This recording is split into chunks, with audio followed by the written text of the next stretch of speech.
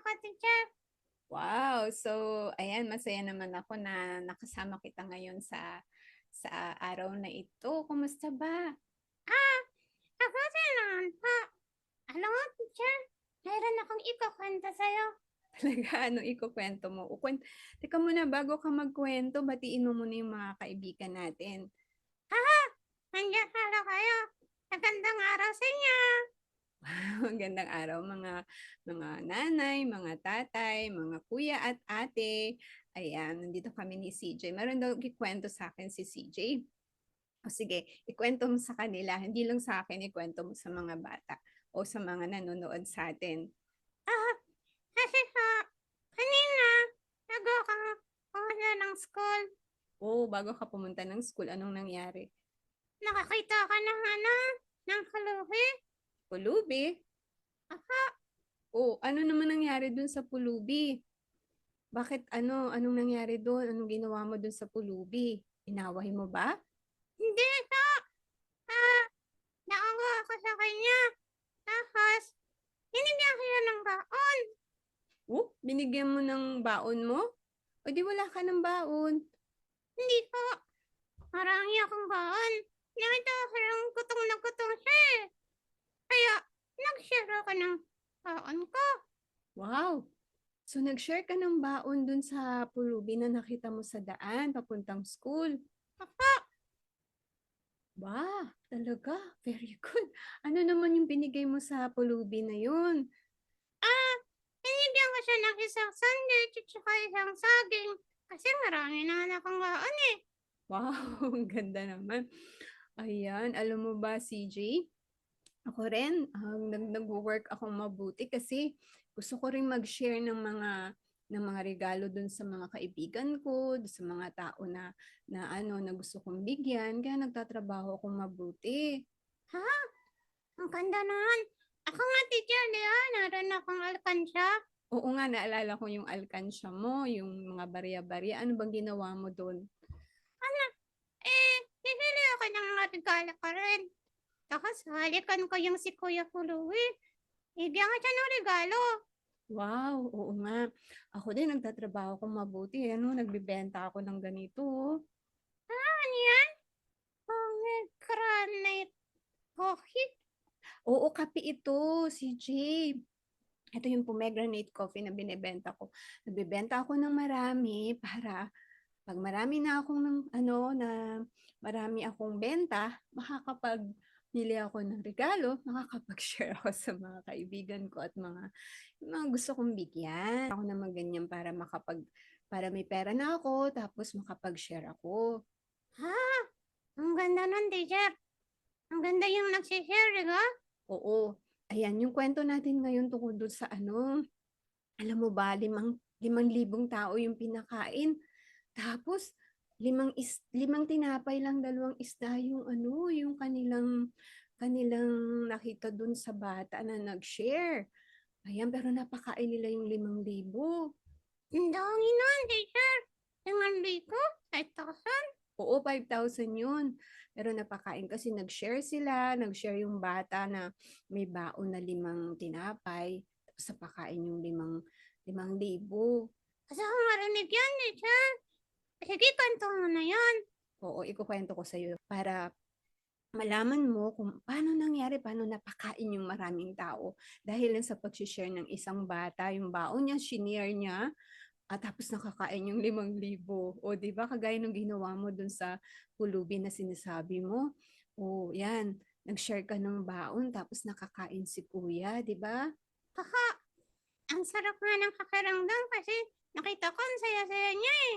O, syempre, kasi nakakain siya. Kaya sige, simulan na natin. O,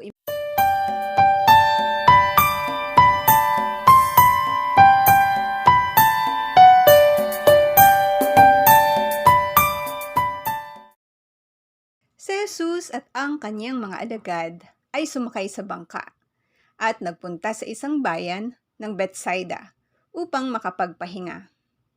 Subalit, nalaman ng mga tao na sila'y paalis, kaya't sinundan sila ng mga ito. Malugod naman silang tinanggap ni Jesus.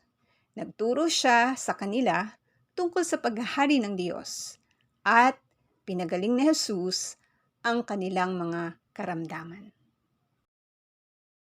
Nang dumidilim na'y nilapitan si Jesus ng kanyang mga alagad.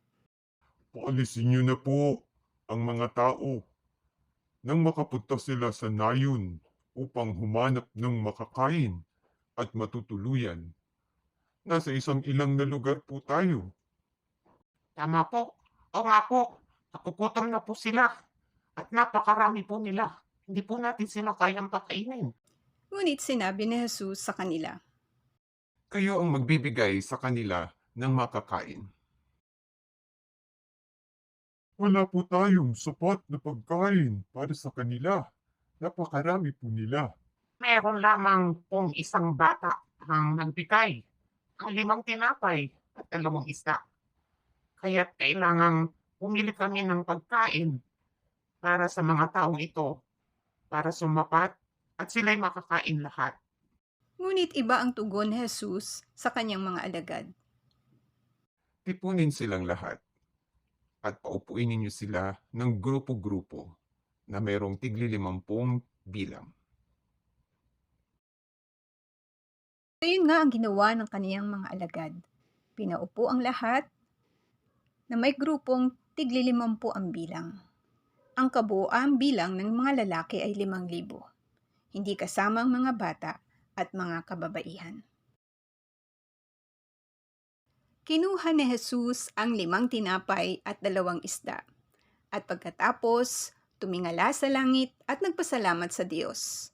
Pinagpira-piraso niya ang mga ito at ibinigay sa kanyang mga alagad upang ipamahagi sa mga tao.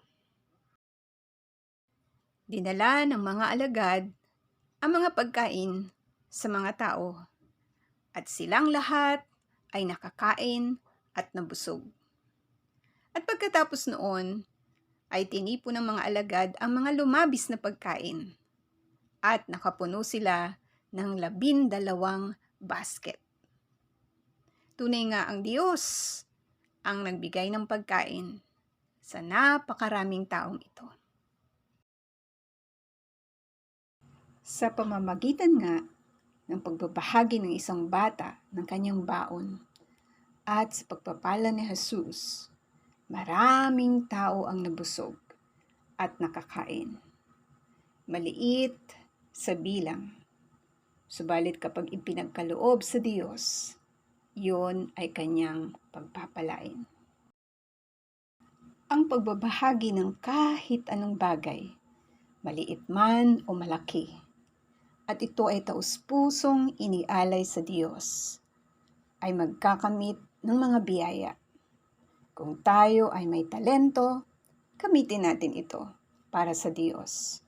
Kung may pagkakataong tumulong, huwag nating ipagkait sa kapwa. Dahil doble ang biyayang matatanggap natin mula sa Diyos. Be kind to others. Let us share the things that we have for the glory of the Lord. Pagpalain tayong lahat ng Diyos. Thank you, CJ, sa pakikinig sa kwento. Thank you din, teacher. Ang ganda naman ng kwento na yun. Oo, sige. Pwede mo bang i-share sa amin? Ano ba yung natutunan mo dun sa kwento habang nakikinig ka? Pwede mo bang i-share? Natutunan ko doon. Kahit na konti lang yung na-share. Pero, inless ni Lord. Oo, tama. Bless ni Lord yung konting pagkain.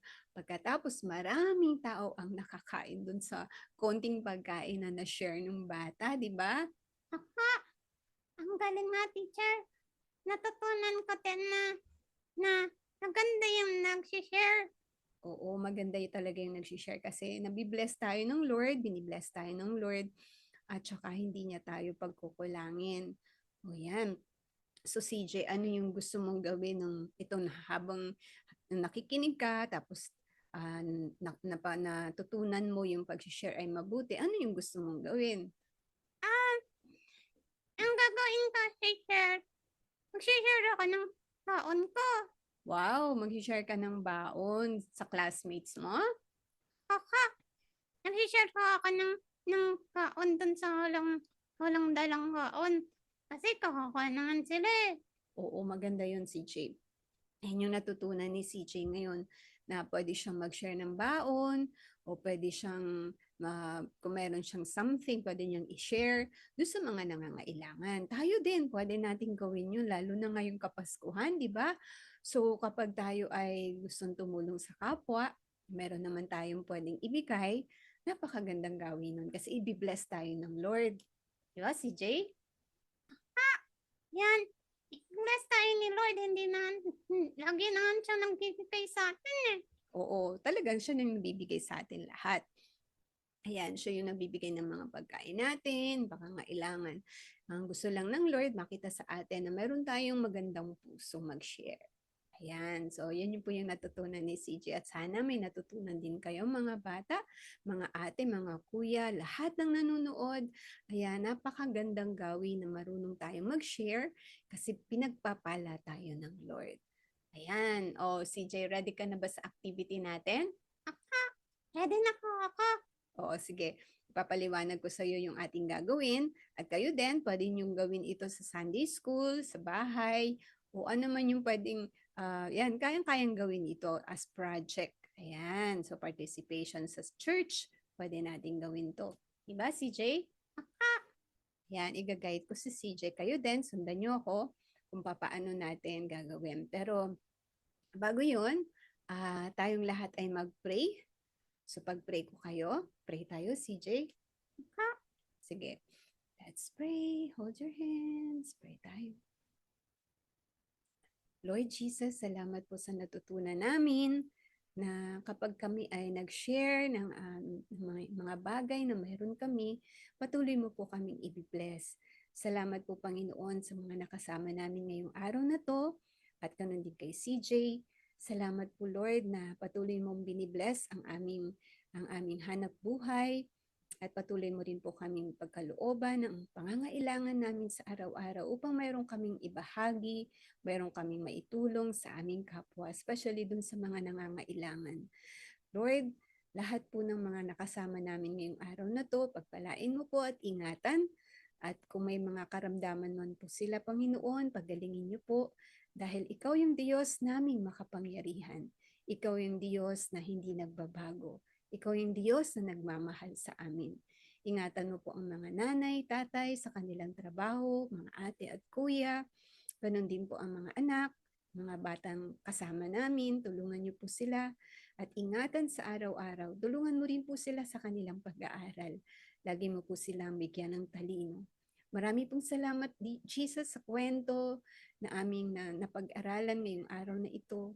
At pinakita mo po kung gaano ka makapangyarihan at kung gaano mo kamahal kami, Panginoon. Marami pong salamat. Pagpalain niyo po ang bawat isa sa amin sa araw na ito. Sa pangalan ni Jesus, Amen. Amen. Ayan. CJ, salamat ha. Kasi nakasama kita ngayon at ayan, paalam ka na sa mga kaibigan natin. Maraming salamat sa inyong pagpunta sa aming channel. Sana po, nakasama ulit namin kayong lahat. O sana makasama namin kayong lahat at mag-ingat po tayong lahat. Paalam po.